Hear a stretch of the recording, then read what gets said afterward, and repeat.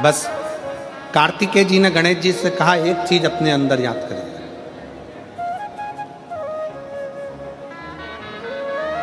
संसार में जन्म लेने के बाद सब कुछ ढूंढ सकते हो, संसार में जन्म लेने के बाद सब कुछ निकाल सकते हो,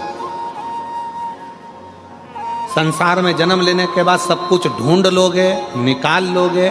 पर संसार में जन्म लेने के बाद, दुनिया में आने के बाद व्यक्ति सब कुछ ढूंढ सकता है, सब कुछ निकाल सकता है, पर दुनिया में आने के बाद व्यक्ति, संसार में आने के बाद व्यक्ति अपनी गलती नहीं ढूंढ सकता और अपनी गलती नहीं निकाल सकता। और शिव कथा कह रही है, भगवान शंकर का चरित्र कह रहा है, शिवालय में जाओ, शंकर के मंदिर में जाओ तो दो चीजें बाहर छोड़कर जाओ, एक चमड़े का जूता और दूसरा चमड़े के शरीर में रहने वाला अहंकार, ये भी बाहर छोड़कर जाए। शंकर के मंदिर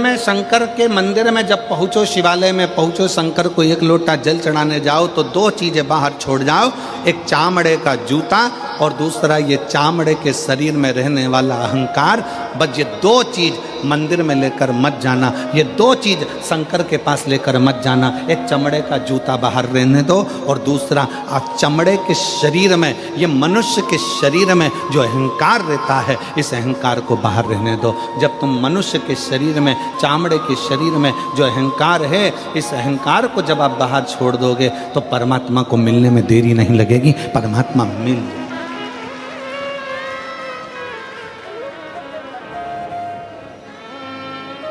किसी ने कहा, गुरुजी आपने एक बार कथा में कहा कि भगवान चामड़े का जूता बाहर करो, चामड़े का शरीर में रहने वाला अहंकार बाहर करो। भगवान तो उस गजासुर के चमड़ी पर भगवान धारण कर लेते हैं, गजासुर की चमड़ी को मृगछाला पहन लेते हैं, वो भी तो चामड़ा ही है। हमारा निवेदन है, एक बार शिव महापुराण की कथा को जरा ध्यान से पढ़िएगा, ध्यान से सुनिएगा। शिव महापुराण की कथा में वर्णन आता है, ये गजासुर, ये मृगछाला भगवान जो अपने शरीर पर धारण करे हैं, ये कोई साधारण नहीं है। उस मृगछाला को धारण करने वाले उस जीव से पूछो कि उसने भगवान की कितनी भक्ति करी होगी। तब भगवान से प्रार्थना करा कि मेरी चमड़ी भी आपके शरीर के उस किसी काम में आ जाए, आपके चरण रख जाए, आपके चरण की रज रख जाए, बस इतनी कृपा कर दो कि इसको अपने साथ में